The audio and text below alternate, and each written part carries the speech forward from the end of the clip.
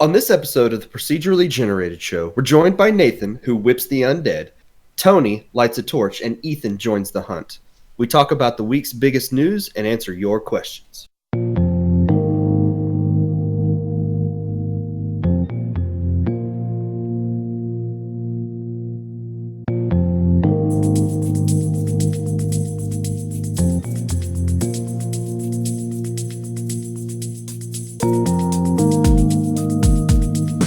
Well, howdy, everybody. Welcome to the Procedurally Generated show. I'm your host, Tony, and joining me this week, I've got Ethan. Hey. What's going on, sir? Just waiting for you to get through this intro correctly once. Hey, I did it. It took a couple takes, but I did it. Yep. You know what today is, or the day that people on Patreon are listening to this show is? Do you know? Sean Connery's birthday. I cannot confirm or deny that. I'd have to go to Wikipedia real quick. I don't know why that's my default answer to when you ask that. The correct answer, if my math is right, is that it is its 20th anniversary of the release of the Dreamcast. Really? 9/9/2019. Dude, Sean Connery's birthday was on the 25th last month. Was it? Yep. It was a Sunday. Well, happy birthday, Sean Connery. A little bit late. Yeah, we're what? Just a week off. That's, yeah. I mean, that you can still wish people happy birthday a week late, right? Sure. I mean, it's not like he listens to the show. He may. Wouldn't that be something? That would be. I'd be terrified of ever recording the show again.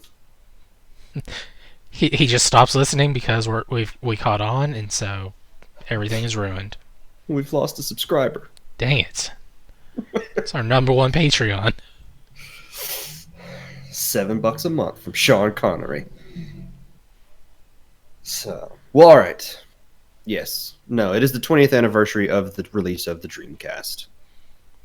It's a good system. It's a system I never owned. You should fix that. Yeah.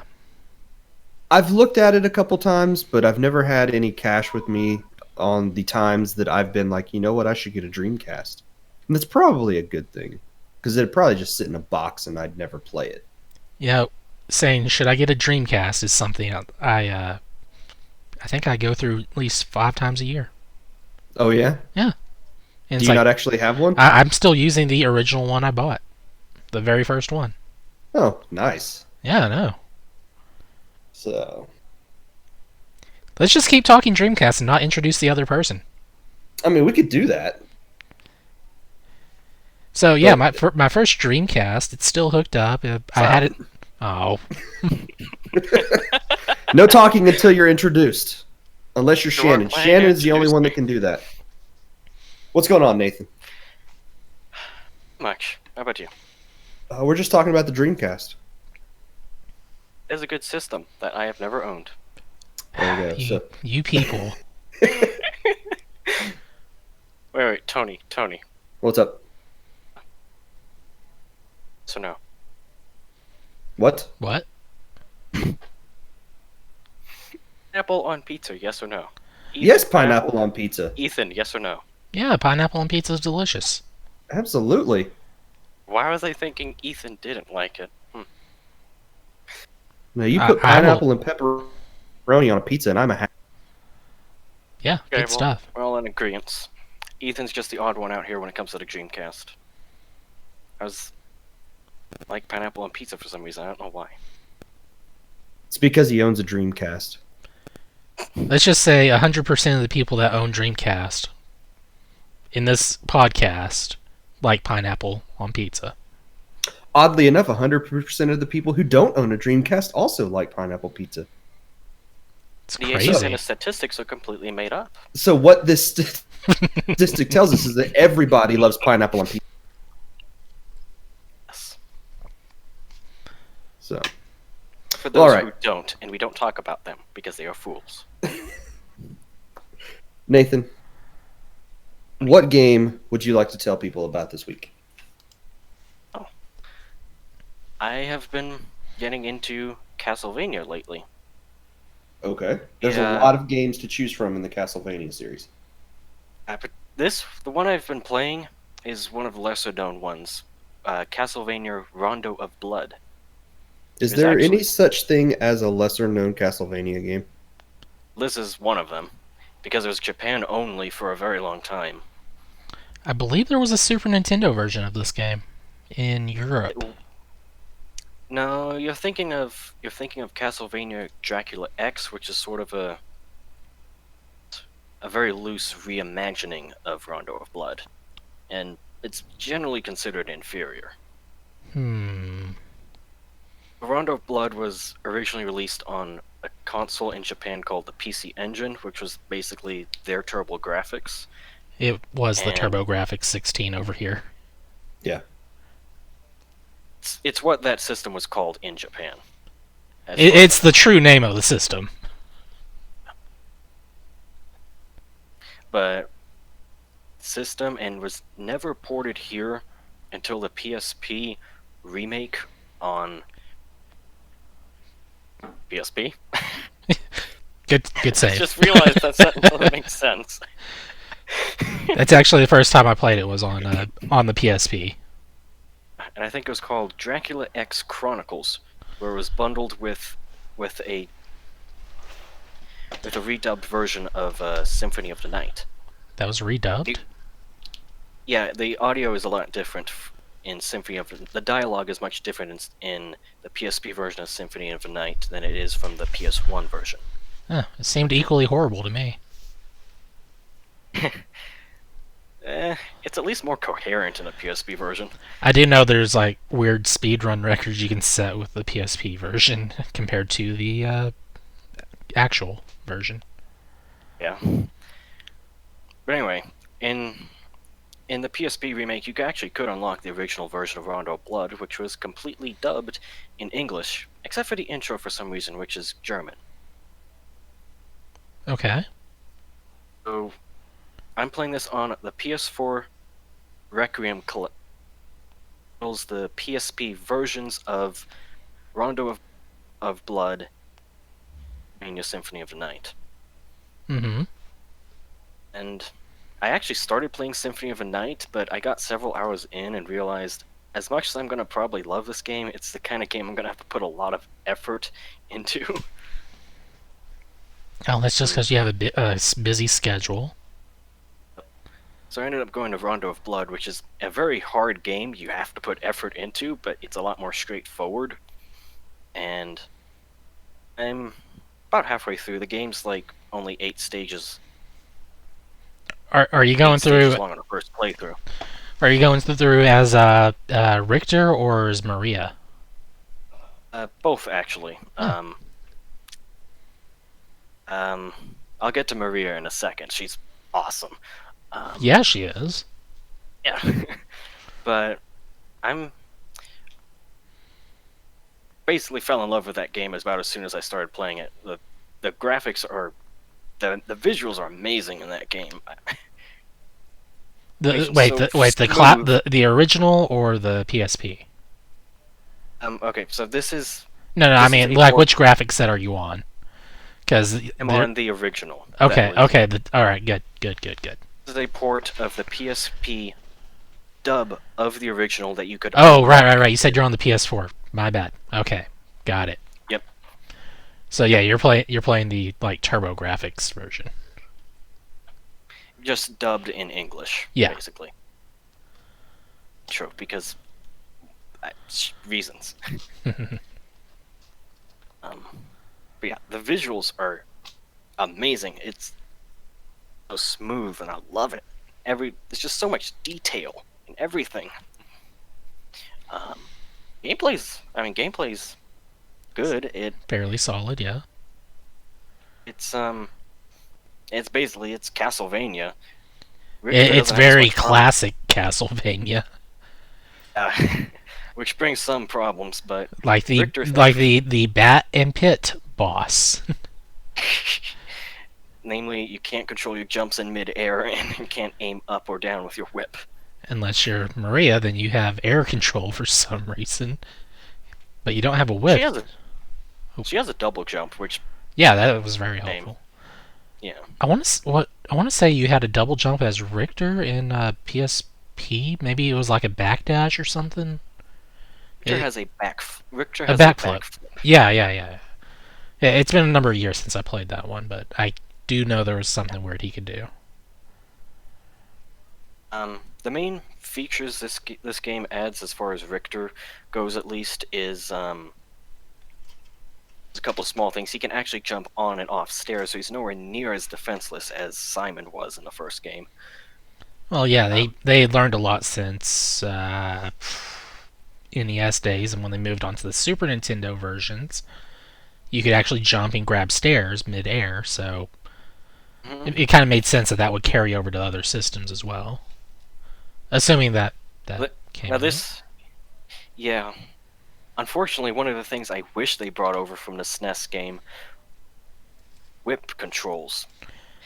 I'm thinking that might have had something to do with the Mode 7. No, and I'm talking about in the in Super Castlevania 4, Simon can whip in all 8 directions, and he can even dangle the whip to like attack smaller enemies. Richter I'm wondering if that had with something to do with the Mode 7. Or if maybe it required a special chip thing to power that graphics setting. I don't know. Whip dangle, I could maybe see that, but as far as whipping in all 8 directions, that does seem like a weird step backwards to me. Yeah, maybe Richter just had more respect for the whip. It's like, I will not whip you up. Really straightforward. He didn't. He never had. He never got taught that lesson. He had to kill vampires and stuff. So school. The whip. This is how you use it to get going. He just did basic whip lessons, and that's where we're at. There's a whip school dropout. Oh gosh. Okay, let's. But you know who has a better weapon than a whip? Maria.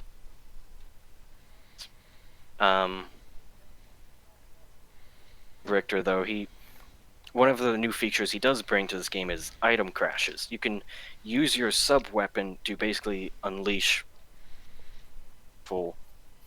powerful versions of your attacks, yes.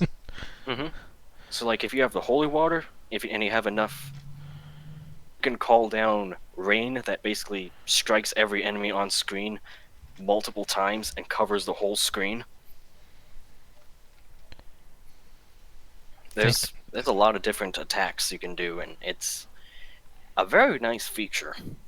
Yeah, those actually carry over to Symphony of the Night.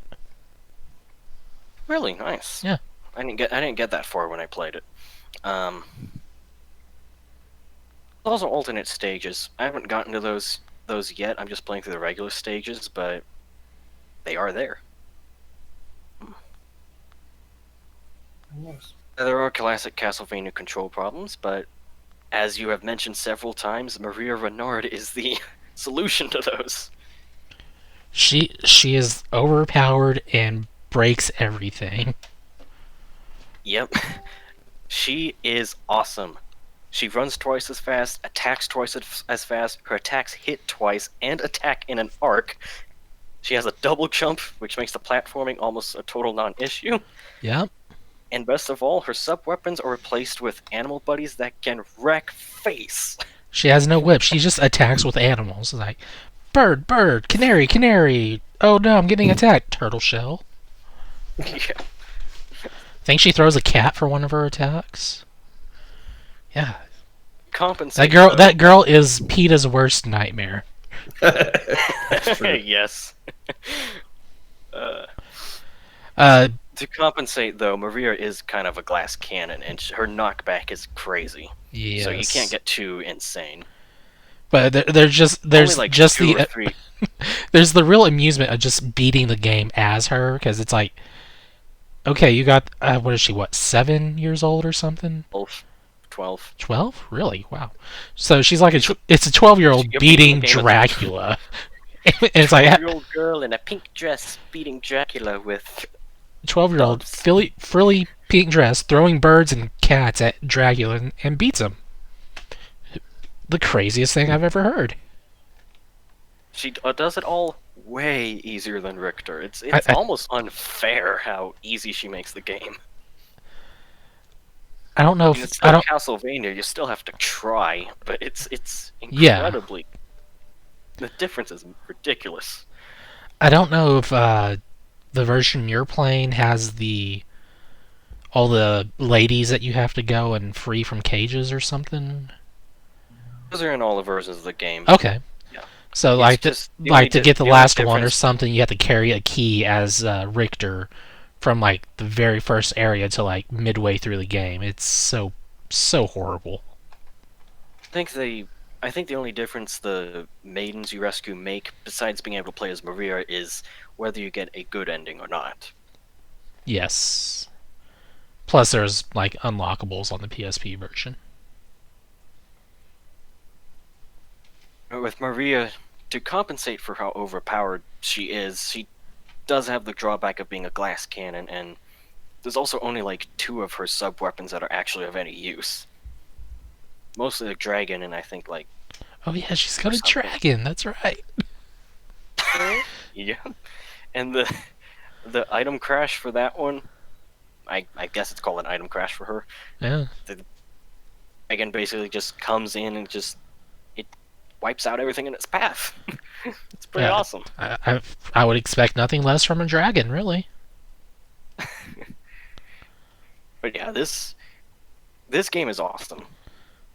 Good to know. I try to avoid using Maria because she makes the game too easy.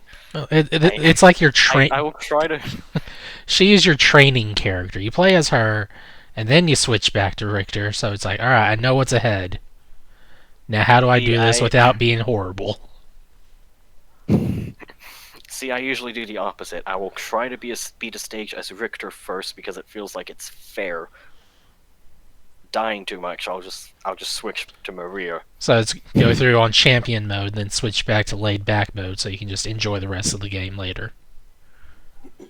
Yeah, it's like, okay, this is fun, but I'd also like to get a move on with the game at some point.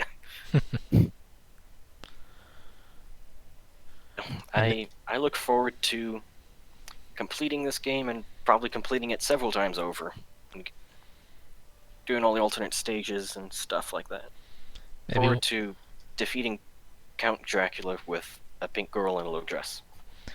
maybe one day you'll move on over to Symphony of the Night, and you can play. I think you can unlock Maria in that one. You can in the PSP version, so that's... I want to say she was unlockable in the Saturn version of it as well. She was, and I think she was actually a lot more powerful in that version. She still breaks the game. I think she still attacks with the dragon or something. But she's no longer in the pink dress. She's like in green battle fatigue or something. She is supposedly a 16-year-old girl, a 16-year-old teenager. Wow, only 4 years pass. Great. Yeah, and she also, for some reason, has the voice of a grown woman. I don't know why. You hire who you can get to do voices. Come on, man. So It was the Middle Ages in Europe.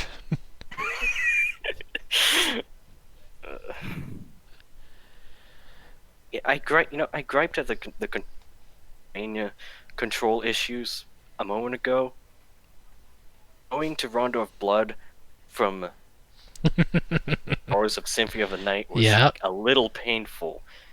Especially because Symphony of the Night begins with a reenactment of the end of Rondo of Blood. Yep. And Richter controls like he is a Smash Brothers character. He controls like he's Richter, as far as I know. No, in I know exactly what you're saying, but I'm just saying. Okay, yeah. He controls as he intended. And if that carries over to Smash, then that's even better if it carried over exactly. But for real though, it was like I played the beginning of Symphony of the Night. Richter can like dash, double jump, directions. He does like a shoulder charge and everything. Yeah, I cannot figure out that shoulder charge thing, but that looks amazing. It's some weird button combination, probably like a quarter circle involved or something. But and then I go to play Rondo of Blood. He's got is like he's got the Belmont strut and a whip. Mm-hmm. I mean, that's all you should need Where to did the defeat Symphony Dracula. of the Night Richter come from? Where was he in Rondo of Blood? Well, he had years of practice. Really? Yes, Rondo of Blood is a lot of fun. Also very hard, unless you're playing Maria. All right. Well, what about you, Ethan? What have you been playing? So, Tony, What's up? Nathan. Well, What's up? I guess Nathan doesn't care as much as Tony does, but I mean, I do care. I was doing some hunting. Yeah, I completely forgot that this was coming out. Monster Hunter World Iceborn came out Friday. And I played it while someone is correcting the notes. And they spelled it wrong. And spelled born wrong. I saw people tweeting about this on Friday. No, not Jason Bourne. And I was like, well, this game's not out yet. And I went and looked, and sure enough, Friday was the release date, and it completely, skipped my mind. That is a that has a lot of changes added to just the base game now. Like, it is no longer it's still Monster Hunter World, but it's like better now. Yeah. So Monster Hunter World introduced the grapple hook thing, and I guess the net ability. So that's been pretty cool using that. Oh, the slingshot thing on there too. It's like a 3-in-1 deal. And of course, you don't have the loading zones between areas of the map, so that's always nice. Iceborn is adding a whole new location, whole new town or hub world, I guess you could say. And they've added new functionality to your grapple shot deal. Now you can actually shoot it and grapple onto monsters. Really? Was it the claw shot, or it's a grapple claw thing that shoots. It's pretty neat. And so you'll just shoot that you can shoot it whenever, and you'll just pull yourself right onto the monster, and then you get to do one big attack. Well, I say one big, but it's usually just an attack of some kind. So it's not like a free mount of the monster. Yeah, it's not like doing the rodeo attack on them. You shoot them, you're on wherever you shoot them at, and then you just hit them with your weapon, and then you're off. Or you can just ride them until your stamina runs out, or try to attack before that happens. And I generally grapple onto them as they move to another location, so that way I don't have to chase them down. Yeah. Now, does this game integrate all of the Iceborn stuff into the current world, or is it like a separate? You pick. I want to play Monster Hunter World, or I want to play Iceborn. It integrates it completely. It's an expansion. Yeah, but I did hear somebody say you couldn't even access any of this stuff until you finished the base game's campaign. Right, because it's base game of Monster Hunter World is you start out low rank, work your way up to fighting that giant monster that is trying to blow up. And it'll blow up the island you're on, oddly enough. And so you're trying to prevent that. And then from there, that's a lot of damage. Yes. Just hit it with some flex tape. We're good to go. Exactly. But it moves on to from that being low rank, moves on to higher rank, and you fight elder dragons like Nergigante and oh gosh, I don't even remember the other ones, but they're all there. And then this one goes beyond that story point into master rank. They don't call it G rank? Nope. Man. Yeah. So you move on to master rank, and it it throws you into the cold wilds of the Iceborn world. It's like a separate island that just happens to show up, and while you're tracking stuff, and there it is. So that's your new location. Yeah. And so far, I've seen several variants of current creatures, and so definitely saw a couple of new ones. And they're difficult to fight.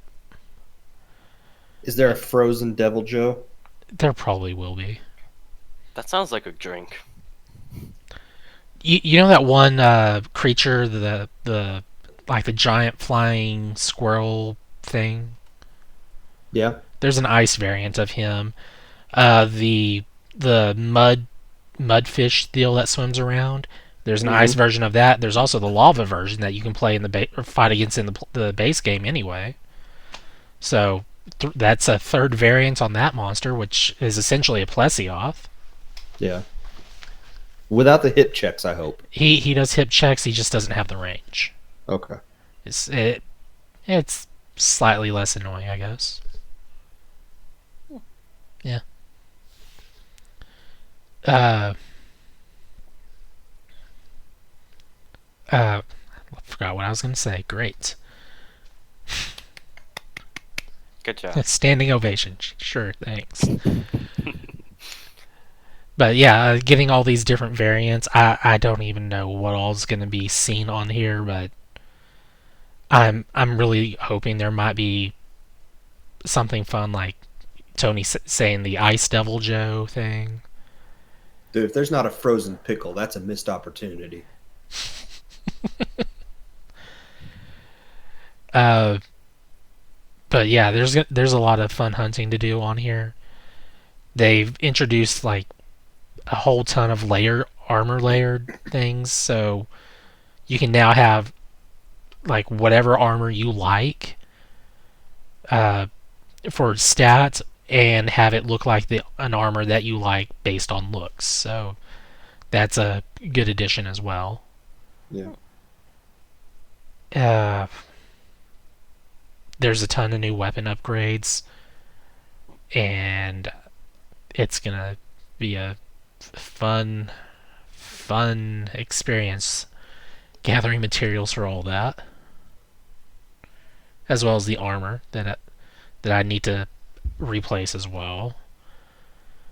They've also introduced a level 4 gem slot.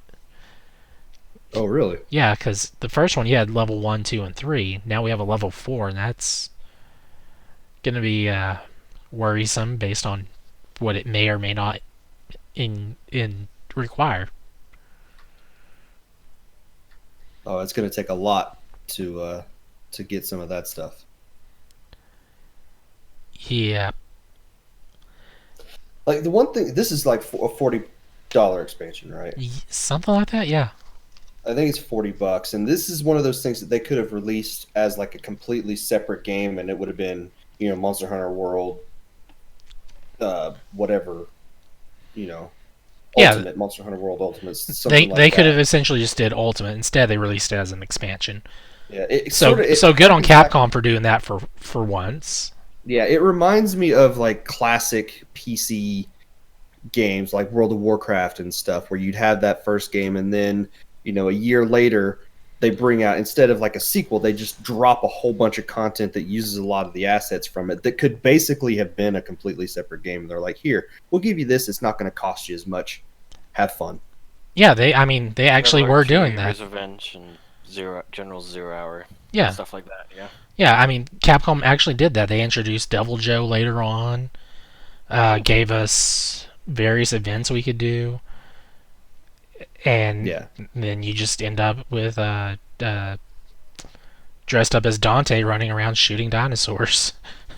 Yeah, I really like what Capcom does with Monster Hunter, where they give you tons of like free stuff, and then in a world where they could nickel and dime you to death with all of this extra content they put out post release, they give it to you all for free, and then you know 8 months, not 8 months, but like a year, 12 to 18 months later, they're like a whole other game. Here you go, boom.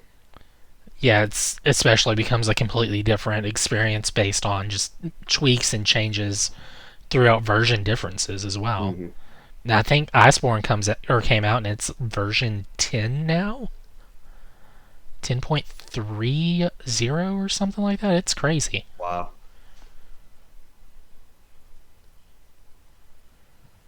Yeah, so I really need to get back into this because I've kind of missed playing Monster Hunter in the last few months. So I have never really played Monster Hunter or really looked into it that much. All I really know is that it's very focused on going around and killing monsters, but It's very grindy. Yeah. what's the maybe so I'm on the same page, like is there like any general story to it and Yeah. like what's the general gameplay like? General gameplay is you go out, investigate what you're looking for, and maybe you'll be introduced to something else along the way, and you hunt it down to either capture and or kill the creature of your choice. Nice. Every encounter is basically the same as like a boss fight in other more traditional games. In this case, the entire arena is an island Mhm. that can be big vertically or horizontally or both. And traversing that and getting advantages, or you'd have an advantage in some areas based on your combat style. Like if you're a, a, a insect glaive user, that means you do a bunch of jumping around in the air. So you don't want to be trapped in a tunnel where you can't get any air time, really. Yeah. Neat. Or gunners, you want to be able to have some space so that way you're not getting the crap beat out of you face to face. Yeah. And it's the kind of game that you can play by yourself, but it works best when you're in a full group of 4 people that are sort of loaded out differently for different situations and can work well together. Okay. Generally, in all versions of Monster Hunter until this one, you would be fighting a monster, and if you're by yourself, it's on its simplest form of attack, or not simplest form. It's on its lowest health setting that it can be for whatever difficulty level that challenge is. If you have friends with you, no matter how many people are with you, whether you have one person or the max of 4 people altogether, it's going to increase that monster's health to the max challenge there.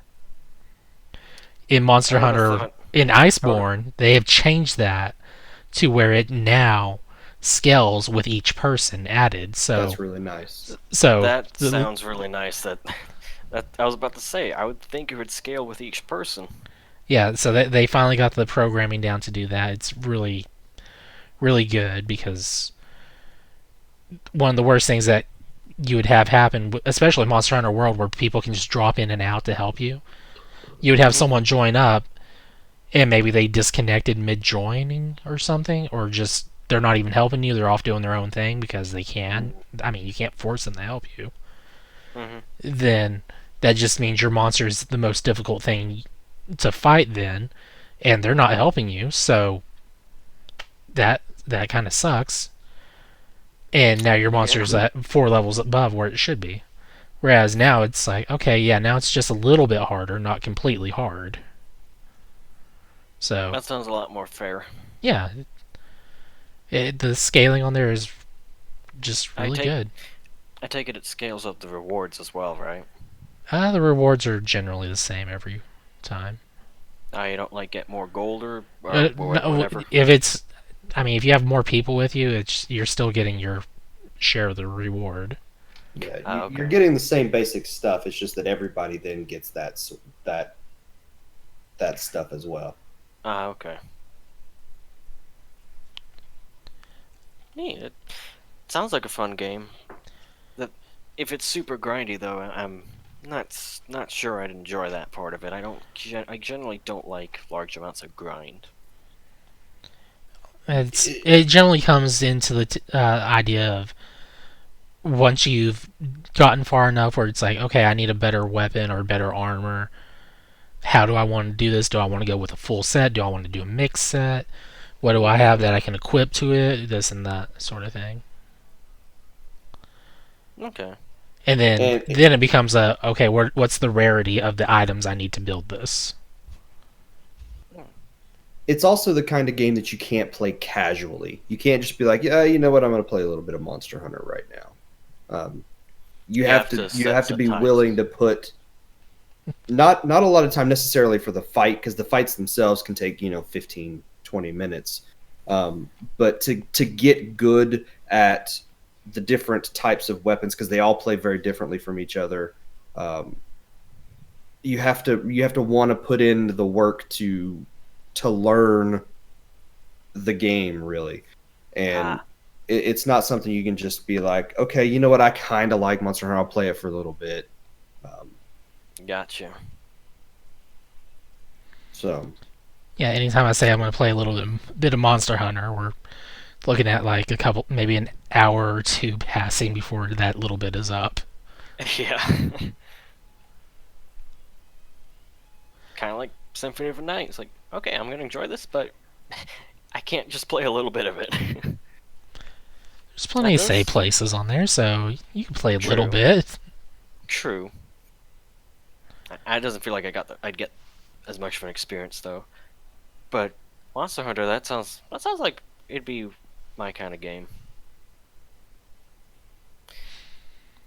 Maybe one day. Maybe one day. Anyway, that's it for me. What about you, Tony? Well, talking about games where you think you might want to play for just a few minutes, but you end up playing for multiple hours at a time. The game that I talked about last week that I couldn't mention, but I can this week, I've been playing Torchlight II. That was a smooth segue, I might add. And this is one of those games that, if you don't know what it is, it's basically Diablo. So it is top-down, dungeon crawling, lots of enemies, tons of loot, and it's the kind of game that they hook you with that element right there, because you get a bunch of stuff and you see your character getting better loot over and over and over again. You're like, okay, well, I can go back into the dungeon for a little bit more. Maybe I'll get that one item that's a little bit better than what I'm currently using. And you end up playing for 3 hours and you don't realize it. Shut up and take my money. And it's $20 too, so it's like it's a cheaper version of Diablo, or a less expensive, not a cheaper version. It's Diablo for those with a budget. Well, I enjoyed Diablo 3, so... You also have to like World of Warcraft style visuals. I do not. Sure. From what I remember, it's not bad. No, it looks really good. It's been out on PC for a number of years now, and it just came out for the Switch this past week. And oh, wow. I love it so much. Like, I have been a fan of Torchlight for a long time. I've played both games in the series on PC. Torchlight 2 added online multiplayer, which the first game didn't have, and it does have that on the Switch as well. You can play online up to 4 people in a group. Haven't had a chance to play any of the online stuff yet. I think it's got 5 classes to choose from. So I'm trying to remember exactly what they are. I'm playing as an Ember Mage. Oh. Which is a character that uses fire magic. They have 3 different types of spells they can use: fire, electric, and ice, I believe. Okay. And each of those different types of magic has a sizable skill tree that has multiple spells that each have multiple levels that you can put into it, so the spells get stronger and stronger. And they all do different things. So there's other characters like berserkers.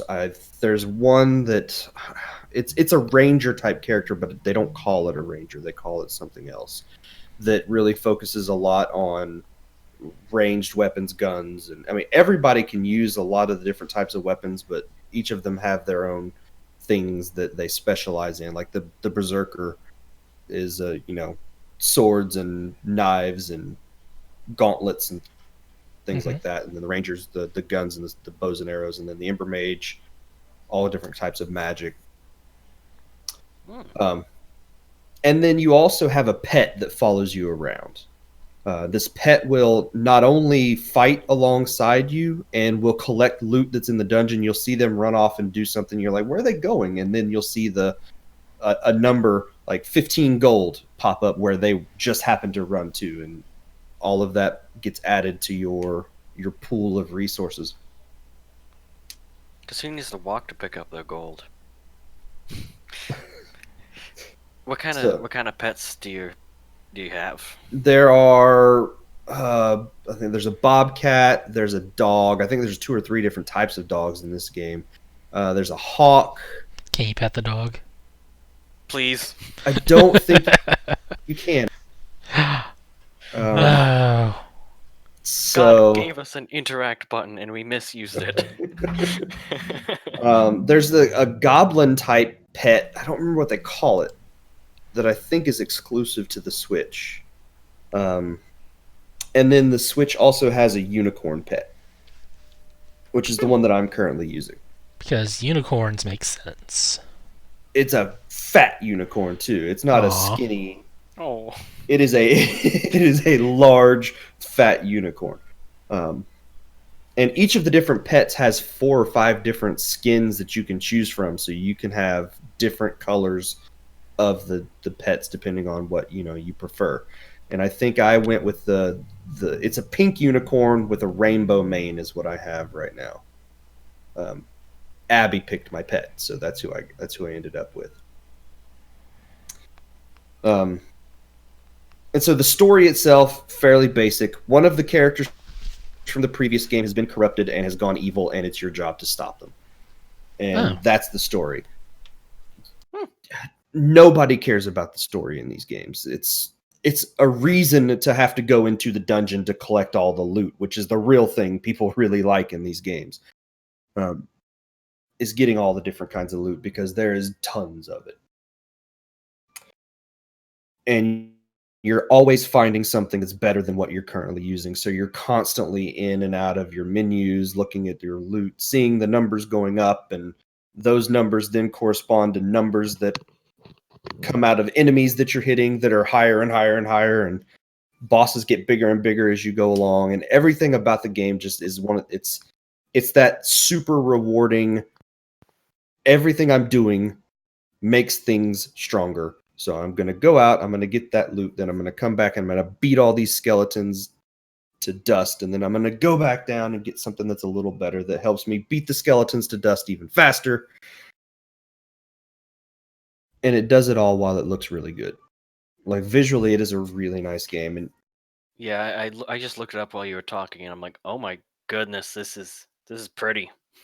One of the things I do also really like about this is the right analog stick. You can't control the camera itself. It's a fixed point of view above you. You can't rotate the camera around. So if you go behind a wall or something, you just see a blue outline of where your character is in relation to that wall. So you can but the right analog stick will let you zoom in and out. So you can get really, really close to the character to see a lot of detail in the models and the enemies and particle effects and all that kind of stuff. Or you can zoom way out so that you have a much wider view of everything that's going on around you.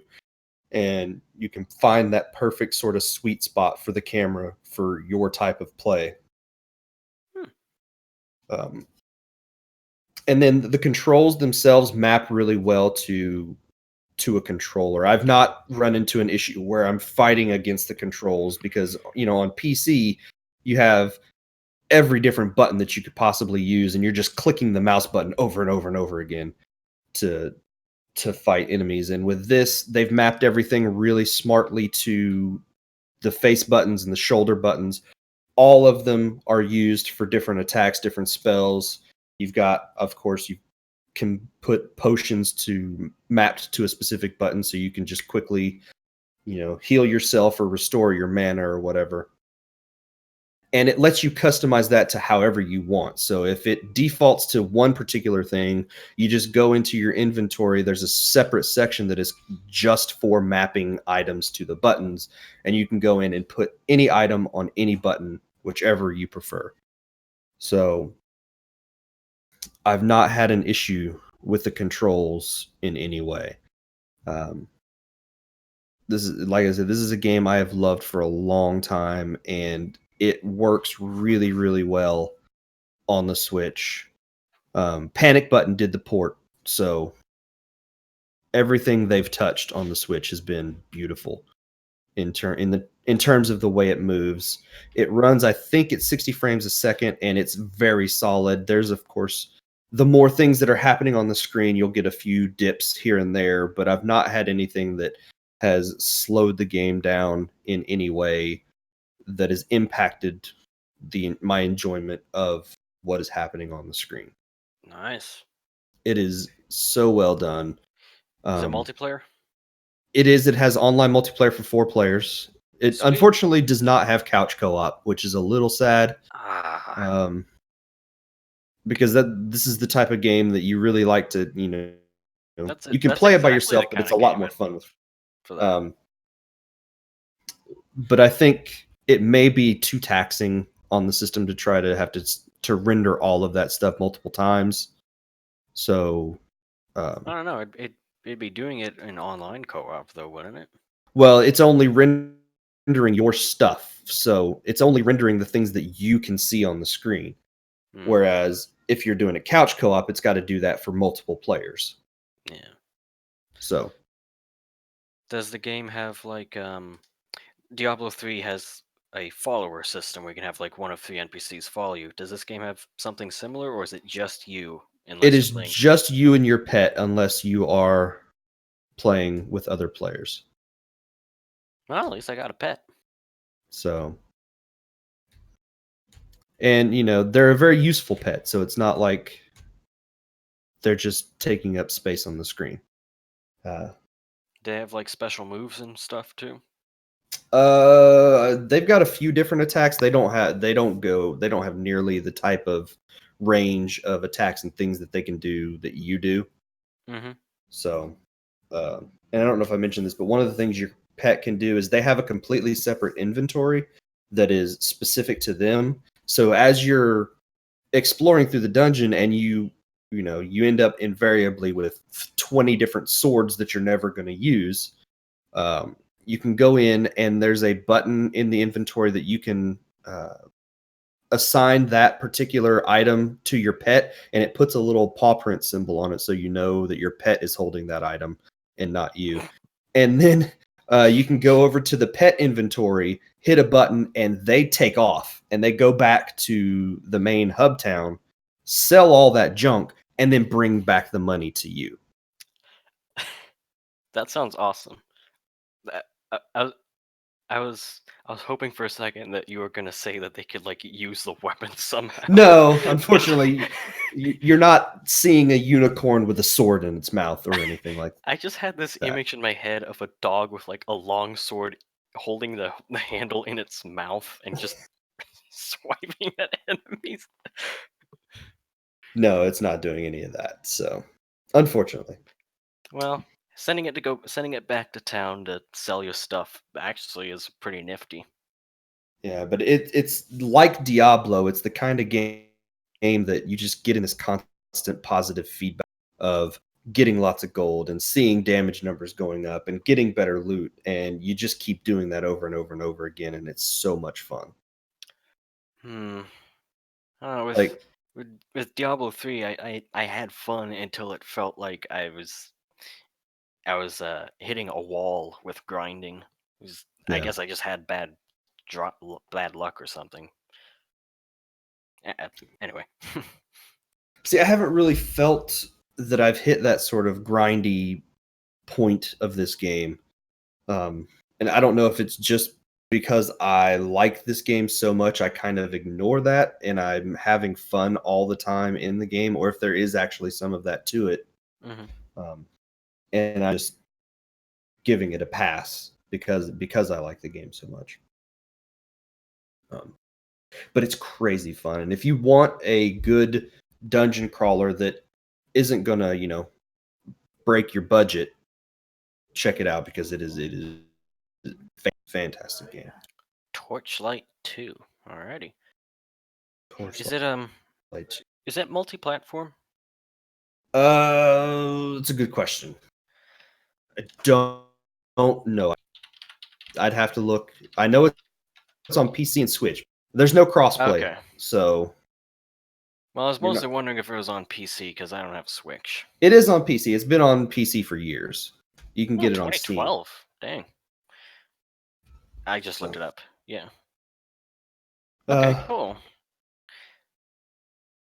But there you go. That is all that I have been playing. So let's take a quick break here. We will come back and we will talk about the news.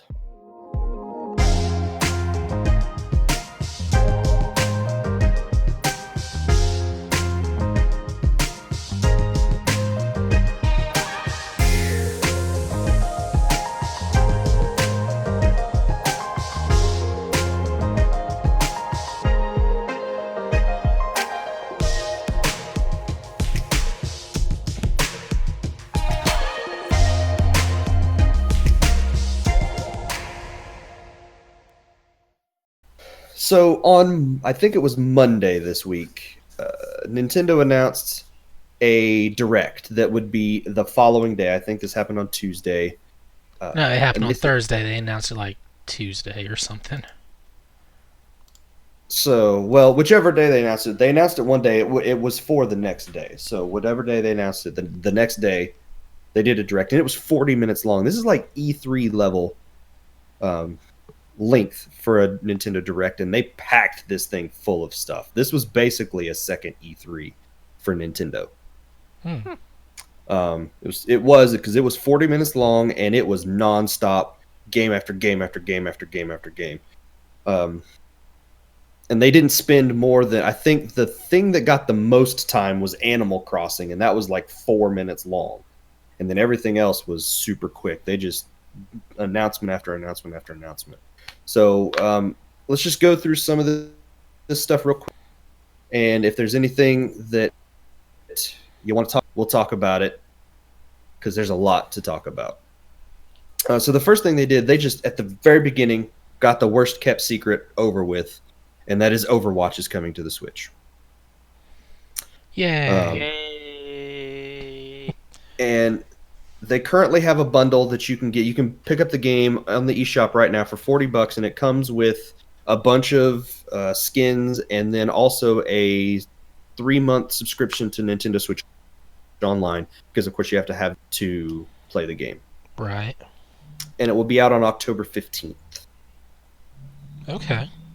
So, the thing I'm curious about is there's already an Overwatch style game on the Switch that's been pretty popular with people, Paladins. I've heard of that. So I'm curious What was to that see Paladins. I'm kidding.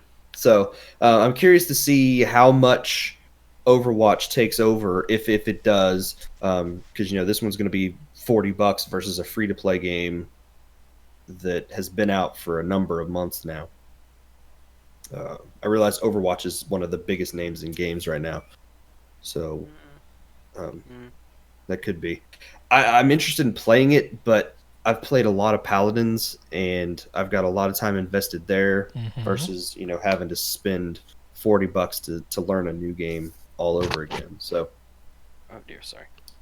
but a lot of people seemed very excited about this announcement. It is coming to the Switch October 15th, and it has It includes tilt controls. That was one thing a lot of people were curious about, and they did during this show off that you will be able to use motion control aiming in the game. Cool. So, That sounds neat. I'm sure the Splatoon people will be happy. yeah. I have a question. Does the Switch have a pointer function like the Wii? What do you mean? Like in the Wii, with the Wii remote, you could just point it at the screen and you have like a cursor, which No, you it can use for did. aiming. Does it not have something similar? No, there's no like IR sensor thing for the Switch like that. Huh. There's Interesting. technically one in the controller, but not It functioning. points at That's the player, and yeah. It's like so- it measures like distance or something weird. Interesting. there have been a couple of games that have emulated a Wii style pointer, but there's not an actual Wii style pointer in the game. It is just gyro motion control tilt aiming. That still sounds interesting. So a lot of people use it for Splatoon, so it's pretty popular with people. That's anytime a shooter comes out, the first thing people on Switch ask is, does it support tilt controls? I wonder how that would be versus how that is versus regular stick controls, because I can do it, but I do not really like playing first-person shooters with a controller. No. I don't know. I usually turn tilt controls off and just use dual sticks. Hmm. So Controller, PC, keyboard, whatever. I'm good with whatever. Yeah. yeah. I'm just too used to playing those games on with a mouse and keyboard. Yeah. See, there was a time where I would have been like mouse and keyboard or nothing, but I've played so many games on controller now and haven't used a mouse and keyboard in years that I much prefer a controller at this point. Yeah, could definitely get used to it. After Overwatch, they came on and they showed a couple of new floors of Luigi's Mansion. That one is themed after a disco, and another one looks like it's an Egyptian theme. There's mummies coming out of sarcophagi, and some things like that. And then they showed off a new multiplayer feature that is 2 to 8 players. That is sort of Mario Party style. There's 3 or 4 different types of mini games that you do, and it's which team can defeat the most ghosts, collect the most coins, things like that. Fun. It does look like it's a lot of fun. So, and it supports up to 8 players local. So, it should be interesting. I cannot wait for this game. This is That disco easily. room, that disco room better have a dance remix of the Luigi's Mansion theme. I've kind of gone on Luigi's Mansion blackout mode, so I didn't pay a lot of attention to this during the direct. I generally don't care about going in blind with stuff like that, but this is one of those games that I just want to enjoy every second of it, like it's brand new, and I don't want to have too many things revealed before I actually play the game. Yeah. So. They showed off a free-to-play Kirby game called Kirby Clash, which has been out on the 3DS for a while now. It's basically a boss rush game. You and up to 4 players, either locally or online, get on, and it's just boss fight after boss fight after boss fight. Awesome. And as you defeat bosses, you get items that you can then use in a shop to get better weapons and armor and things like that for the different Kirby characters. There's different classes. There's like a wizard class and a sword class and a bunch of others.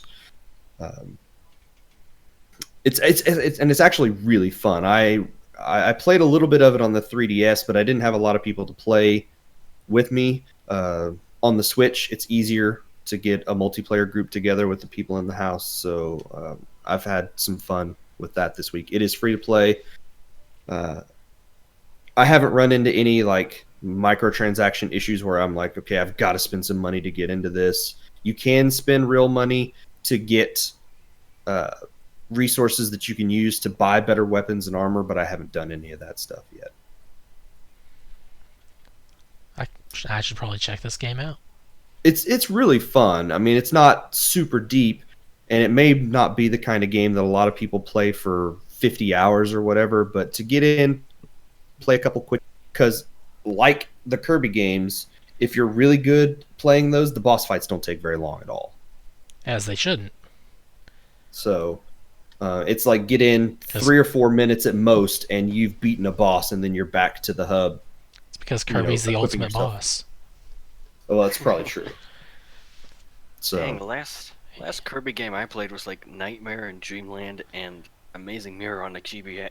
Gosh. That's a long time ago. Yeah. I'm pretty sure you played some Epic Yarn at OVGE sometime. Yeah, true. I've also played one of them on Switch, like for demo, but the last games I played at length were those two. Let's see, they showed off the Trials of Mana remake. Neat. Which will be out April 24th of next year. Showed off a bunch of different characters, classes, job types in the game. Everything you really need to know. So it looks really interesting. I've never played any of the Mana games before. Neither have I. I've never even heard of this series, actually. I've tried playing them. This is the one they just put out the Mana trilogy on Switch, right? Yep, I have it sitting underneath my TV right now. Yeah, and Trials of Mana is a part of that, but then they've also gone in and they're doing an HD remake of the game. Yeah, this is like the full-on 3D, nice looking HD thing. Whereas that one's the original that's on the cart, and that's been on Switch for download for a while. Uh-huh. Yeah, so interesting that they're putting out two versions of that game this close together. They're riding the hype train, man. Yeah. Then they showed off a game called Return of the Obra Dinn, which it looks really nice. It's like a black and white noir. It looks a lot like Mad World, if you know that visual style. It looks like that. It doesn't play like that. It's a sort of detective investigative game where this ship vanished and then showed up 4 years later. It just sort of floated into a harbor, and then you have to then go onto the ship and figure out what happened to all the people on there. And as you interact with different areas, you'll flash back to the last moments of some of the characters that were on the ship when it disappeared, and then those flashbacks will help you piece together the mystery of what happened. Okay. It looks really nice. Like, had not heard of this game. I don't know if this was a brand new announcement or if people have been talking about this for a while, but I'm really interested in that.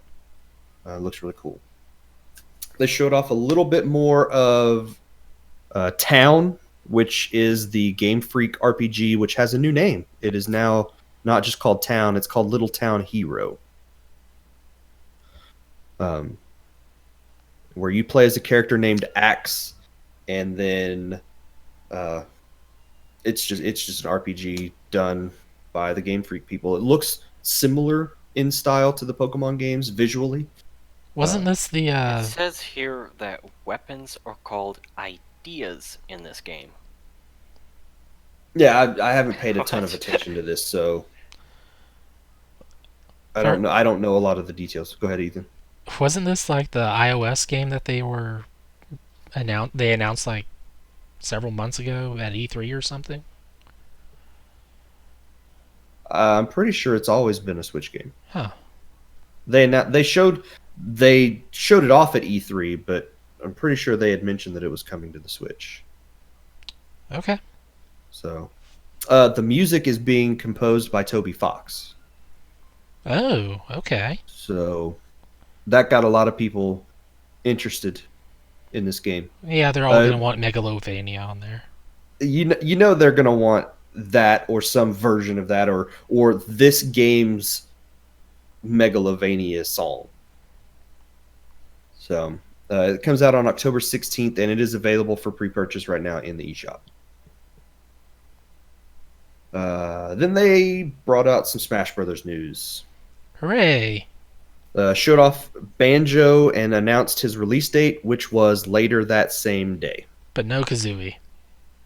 Yeah, they just completely took Kazooie out of the game. No. Banjo-Kazooie released on, I think it was Wednesday is when It released the day of or something. Yeah, it was day of the Direct. And I was curious. Well, I picked up the DLC for that. And I was curious to know what happened if Kirby and Banjo, and it's adorable. He wears the necklace that Banjo wears, and he's got the backpack on his back. Banjo wears a necklace? Banjo has a little necklace on. I'm looking this up. So am I. And then one of Banjo's attacks is... oh my gosh, he does wear a necklace. He pulls Kazooie out of his backpack and basically just holds her like a gun, and she shoots eggs out of her mouth. Yep. And Kirby uses that attack, but instead of like an actual bird, it is a plush version of Kazooie. Adorable. And it is adorable. Kirby is so wholesome and adorable. Yeah. And terrifying when you think about him too much. Yeah, I mean, Dude could come in, say Poyo, and that means he's taking over the world. We'll be like, yeah, sure, take it. Sure, that's cute. You can have it. Just take it. And then they showed off the 4th character in this 5-character DLC bundle that we've known about. And it is a character from SNK. Rumors had been swirling for about a week before the Direct that it was going to be a character from SNK because Nintendo accidentally put some information out that had a copyright of SNK at the bottom of it. Dun, dun, and dun. The character, sort of no surprise once you found out it was an SNK character, is Terry Bogard. Who's that? Well, if you're if you're a Japanese child, Terry Bogard is muscular Pokemon trainer. Yeah, exactly. The only SNK characters I know are from Metal Slug.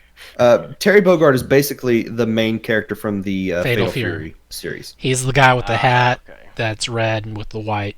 Long blonde ponytail. So basically grown-up Pokemon. Yes. According to Japanese children, yes. Yeah, he's red, all grown up, basically. Okay. And Terry Bogard will be out in November of this year. The more you know. Oh man, I wonder if he says his lines like he does in the game. I really hope he does. The reveal trailer for this was kind of neat the way they did it because it harkened back to those old 90s, early 2000s pixelated SNK fighting games. They do it like they did the Street Fighter reveal for Ken, where you thought it was actually Street Fighter on Switch. No, with this one, what they did was they had a pixelated version of that envelope that all of the characters that have been invited to Smash have gotten, and it's just floating around through the air, and different characters from Fatal Fury try to grab it, and they miss. Ooh. So you'll see like the hands of some characters come in, and then one of them, I don't know all of the characters' names, but one of them was standing up on like the top of this tower looking out over it, and he tried to grab the letter and missed and fell, and you just see him falling, screaming while he's looking at the letter that's floating up in the air, and then it lands on the ground. Terry Bogard picks it up, and they show off his Terry Bogard joins the fight type screen, whatever it was. Yeah. And then I just really kind of dark. I just want to hear him go, "Are you okay?" And I will be happy with that. That's all. That'll probably be like a taunt. It has to be, right? Yeah. So, and then after they showed off Terry Bogard, they announced that they will be adding even more DLC fighters. So you're telling me there's hope for Doom Guy? Well, there's still one slot left, which I thought would have gone to Waluigi, but now with them adding more DLC characters, I think they'll stretch that out even longer. And it'll be that much longer before Waluigi is a playable character in Smash. You know what's going to happen? They're going to announce another Super Smash Brothers Ultimate Complete Edition. Oh, they're going to at some point. They really have to. So after this first round of hanging out over there with Shadow the Hedgehog, like one day. Once we get the 5th character, there will be another probably wave of 5 characters. I would after that. So whatever they happen to be, that'll be we'll see. And then they did after the direct went off. I'm skipping around a little bit just to get all the Smash Brothers news together in one place. Mm-hmm. After the direct, Sakurai did a presentation of Banjo and showed off how Banjo and Kazooie were gonna, you would play all the different moves they had, and then they showed off a bunch of new Mii Fighter costumes for the game, and it's Goemon, Team Rocket. Mm-hmm. So you can dress your Miis up as Team Rocket now, or Proto Man or Zero from Mega Man. Mm-hmm. And then the internet went nuts because Sans was added to the game as a Mii Fighter. I'm really glad you phrased it as a Mii Fighter costume. The internet is been a mess saying, "Oh my gosh, Sans is in Smash." It's like, no, it's an outfit, guys. Come on. It is a Mii Fighter outfit, but it is a Mii Fighter outfit that makes you look exactly like Sans. Meanwhile, anyone who hasn't played Undertale by now, can you hear me raising my hand? It's just like, okay. if you don't know what Undertale is, dude, I know what Undertale is. No. I'm talking to the audience, not you. Okay. If you don't know what Undertale is, you are probably like the purest person listening to this show right now. And we have ruined it. Don't look up Doki Doki Literature Club. You probably don't know what that is either. Oh gosh. And so these Mii Fighter characters are all 75 cents a piece. You can go in there, and for 75 cents you get Sans, and they also added a new song. If you buy Sans to the game, you get Megalovania in Smash Brothers.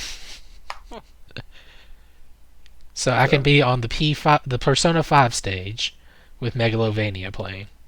You absolutely could. Nice. So there you go.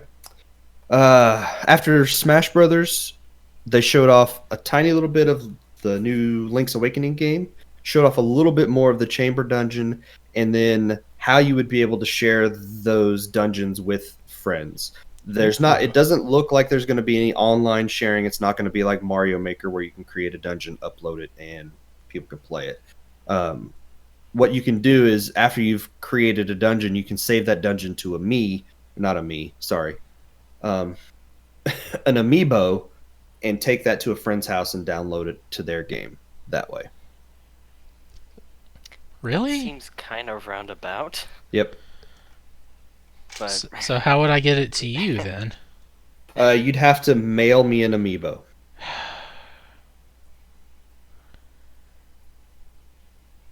Dang it, Nintendo.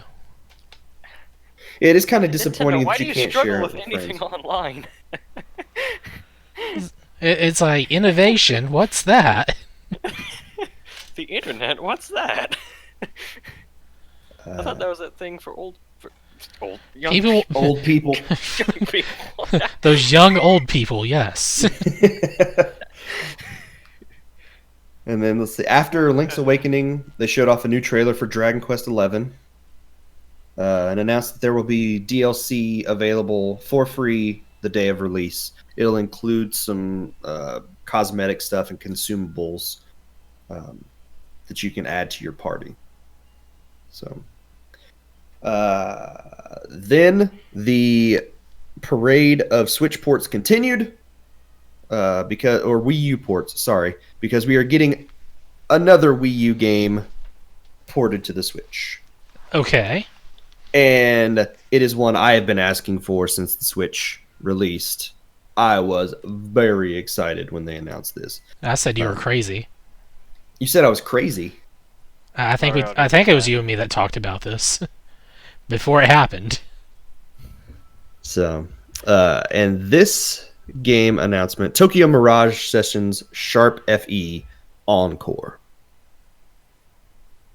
It is a port of the Wii U game that is the combination of Persona and Fire Emblem. It is probably one of my, not probably, it is one of my top 5 favorite Wii U games. And I am glad that it is getting a second life because more people need to play this game. Someone's been pointing out that this version's even more censored than the Wii U version over here. Really? Yeah. Really?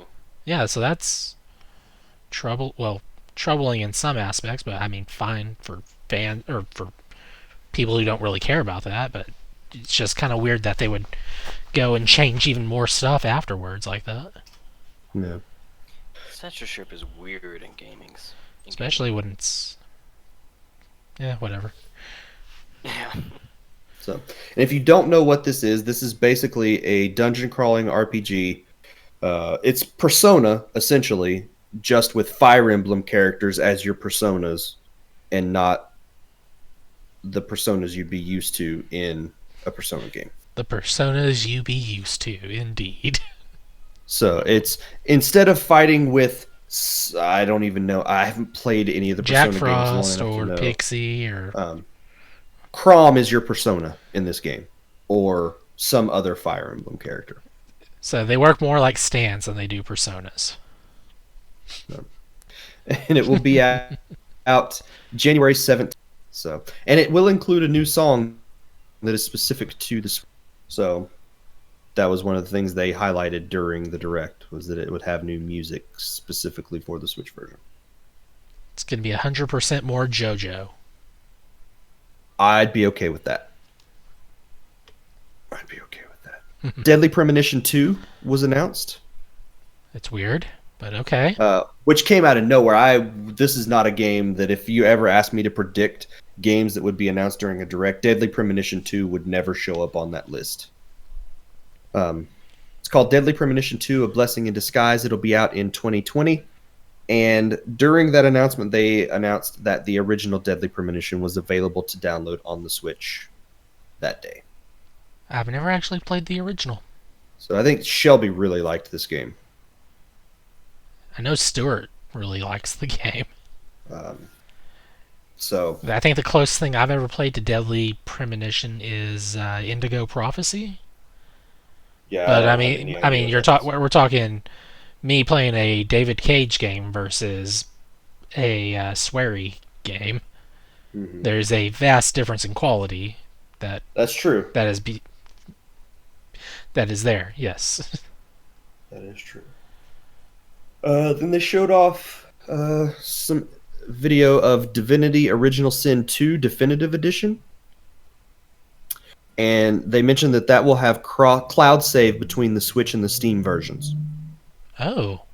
So you'll be That able to is play it good. on whichever system, PC or Switch, and take that save data back and forth between the two. Getting fancy. Is And this it's out already. It is Wow. out. It was out the day of the Direct. Cool. Is this the second game to do that between a Steam and a console? Portal 2, I think, was the first one that did that. Yeah, Portal 2 did that with the PS4. PS3. PS3, sorry. Yeah, that's right. Oh, I want to say there's others. I mean, like Fortnite, you can take your stuff between that's all the not different Steam. systems. That's Fortnite. That's true. It's not. It isn't a Steam game. And I know stuff like Dauntless, which is coming later this year, will also do that, but that's also Epic Games and not Oh, Steam. well. So Next game that was announced is an oldie but a goodie. Doom 64. I don't know if it's actually good. I never played Doom 64. I have not either. Let's hope they do a better job porting it than they did the other two. That was just a clerical error on the program. And it's been fixed. Yes. It is now working as intended. The music. No, I meant the not BattleNet, the Bethesda net. DLC? The Bethesda Oh. net thing. DLC, not DLC. DRM. Yeah. The DRM. Yeah, and people talked about the music in that game, but I didn't really notice that it was too slow. I mean, I did see some videos of people that went Very back and noticeable. compared them, didn't play the first games enough to be like, oh my gosh, that music is like 5% slower than it was on the Oh PC. gosh, so if I wouldn't listen to it, I'd probably be annoyed. All right, good to know. Yeah. Yeah, same. I saw some footage of it. I'm like, oh, that is painful to listen to. So Doom 64 coming to you on Switch November Coming to the Switch. 22nd. Hi-Res Studios Kinda cool. showed off a new game that they are working on called Rogue Company. Nice. Is an action title. Releases next year. They didn't show off a ton of stuff about it. Just basically that there's a shooter from Hi-Res Studios, which makes sense. They made Paladins. So I'm curious to know, because Hi-Res Studios has a bunch of free-to-play titles, if this is going to be a free-to-play game or if this is going to be a full $60 release or whatever. So we'll see. They showed off a little bit more of Pokemon Sword and Shield and talked about character customization options, some new stuff like something called the Pokemon Camp, where you can go and play with Pokemon and do things like that. You'll be able to cook in the Pokemon Camp, and they announced that you'll be able to cook curry, and there are 100 different types of curry that you can keep track of in your curry decks. So I was hoping that was a joke. it was really not. was. It is not. You have a curry dex, so it won't be long before people are talking about a national curry dex. All right. Nintendo. And then they showed off a couple new Pokemon. One, Poltegeist, which is a Pokemon that is just a teapot filled with tea, and you What? can. It. There's like a story behind the guy who designed that one. I'm not going to get into details. You can look it up. Okay. But And then a something. new bird called Cramorant, which is a giant blue derpy-looking bird. Well, his name sounds very derpy. And it has an exclusive move called Gulp Missile that during one of their particular moves, I think it's I don't remember, it floods the screen and attacks the other Pokemon. But during that like tidal wave or that flood or whatever, it'll catch a fish in its mouth, and then the next time the opposing Pokemon attacks Cramorant, it'll spit that fish at them and do damage to them. So it's kind of neat. Then they talked about Nintendo Switch Online and announced 20 new games for the Switch Online. Yes. Because Super Nintendo games are now available for Nintendo Switch Online. Yes, they are. Whoop, whoop. 20 games. I don't have the list in front of me. It's stuff you would expect. Yoshi's Island, Super Mario World, Zelda. It's kind of like when the Nintendo games first came out. It was like the base necessities were on there. Yeah. There's a couple that I've never played before. Demon's Crest, which is part of the Ghosts and Goblins franchise. Yeah, I think that one's actually like a really expensive game if you try to get it today. I think a lot of people have been talking about that. So the collector's market was a little mad about this one being included with Switch Online.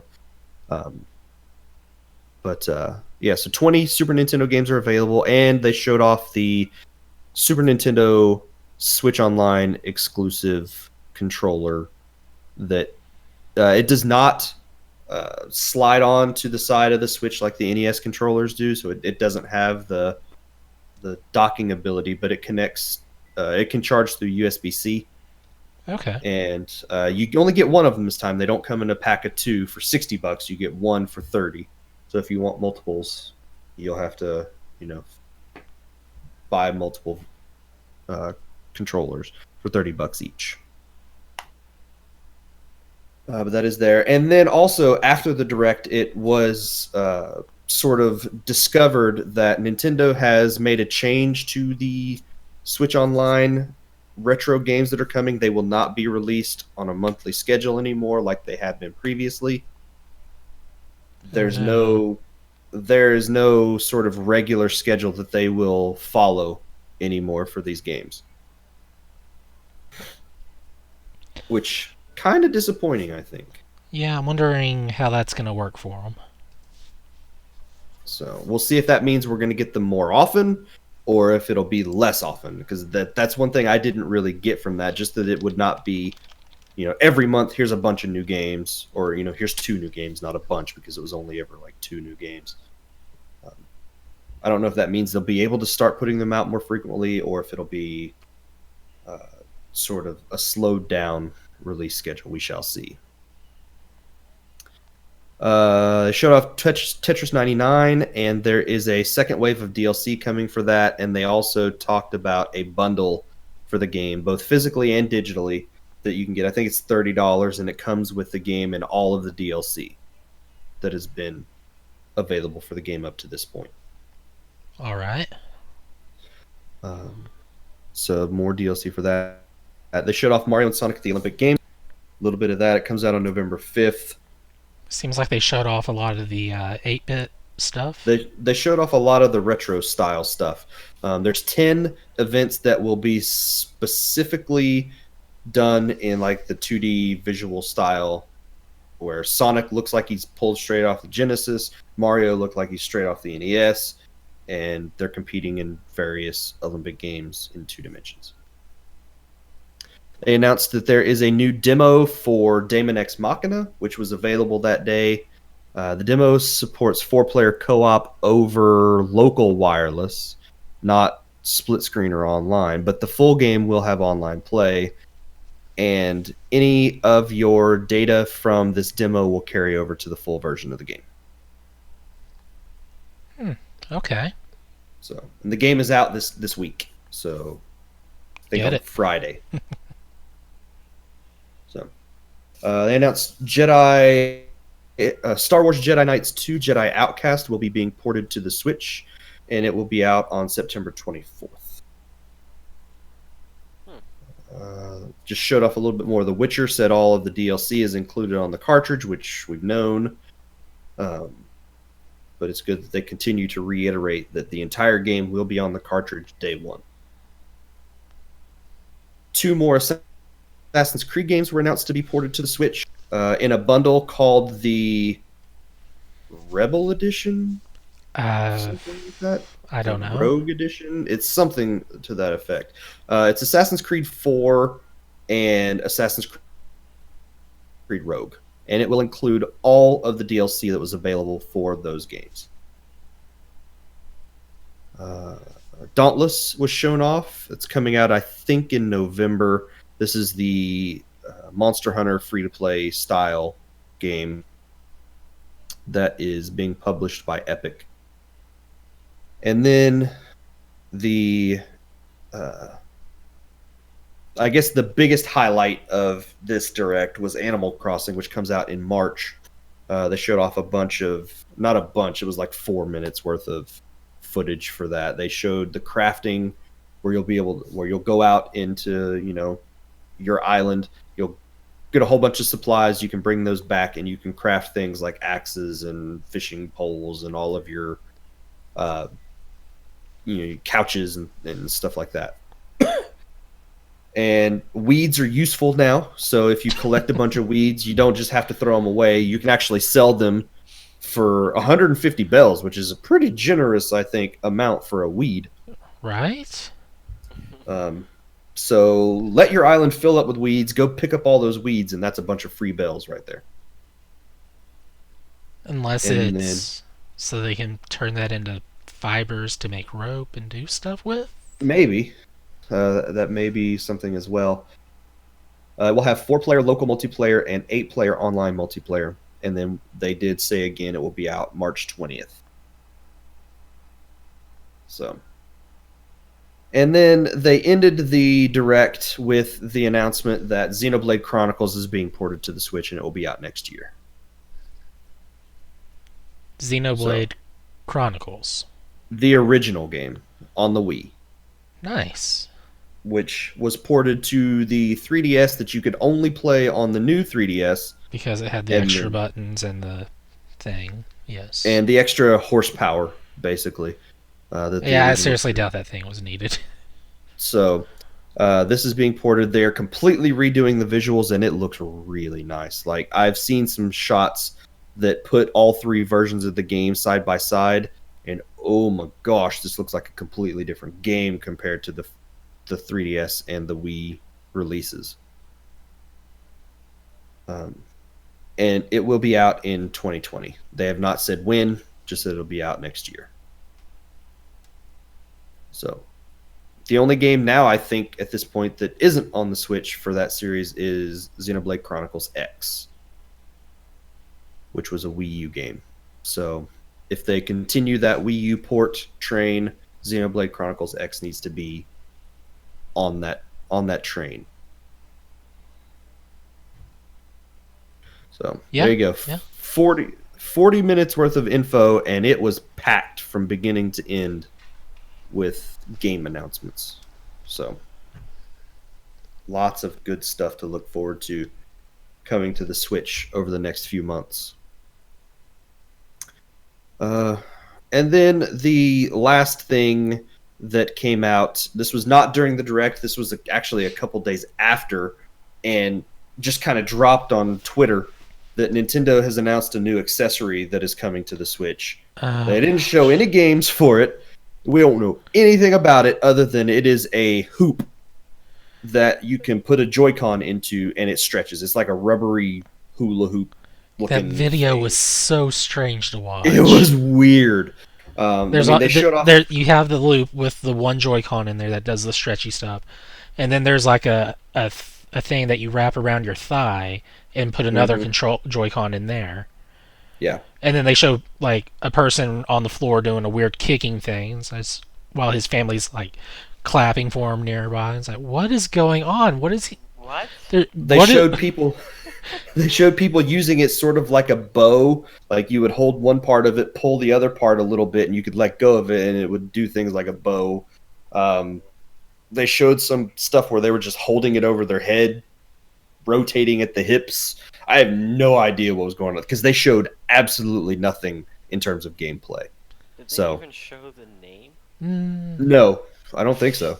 It's just Nintendo Switch hoop accessory. I have no idea what this thing is. Oh, man. I saw one person on Twitter said, 1-2 Switch was so successful, get ready for 3-4 Switch. My guess is it's probably some Wii Sports type thing or Wii Fit type thing Probably. that you'll use this for. Just Dance. I mean, I wouldn't put it past them. No, they probably still release the next one on the Wii. That's true. Just Dance will come out on the Wii forever. It'll be the only game that is still... Ubisoft will be the only company still supporting the Wii 20 years from now because Just Dance continues to sell on that system. It'll be 2051 and we'll still be making Just Dance games for the Wii. Gosh. So, well, there you go. That is the news. Do you guys have any other stuff that you want to talk about? It was packed with Nintendo stuff this week, I know, but the Direct was so full of information to talk about. That is a lot. That's too much information for me to take in right now. I'm worried about the editing I'll have to do. Is coming out on October 31st, and Tokyo Mirage Sessions is getting ported to the Switch. That's the only things you need to pay attention to during the Direct. Okay. So that, though, will be the show for this week, guys. So thank you, Nathan, for being on the show with us. Thank you for having me. And thank you, Ethan, for being here as well. Thank you, Tony. Nathan, do your plug. Oh, yeah, I forgot. So, I do a lot of drawing and art stuff. I do have like DeviantArt and stuff, but I don't use it often.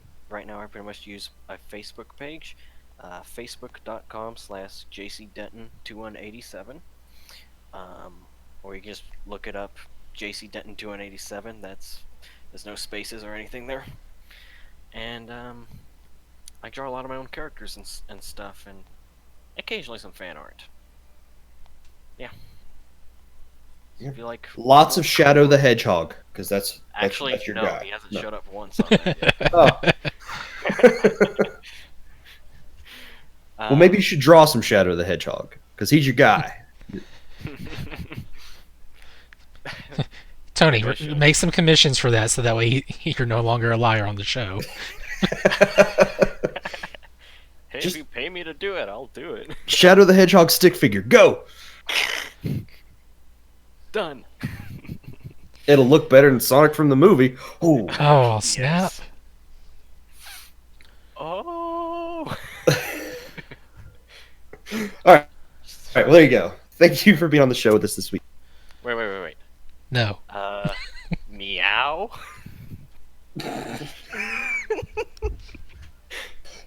All right, Ethan, we got to go. If you want to reach out to us, we have new ways to do so. You can email us at procedurallygeneratedent@gmail.com. If you like what we do, you can support us on Patreon by going to patreon.com/pgent. Patreon supporters get the video version of the podcast a day early. Follow us on Twitter at twitter.com/progenint. Check out our YouTube channel, and we still have that famous Facebook group where you can interact with us on a daily basis as well.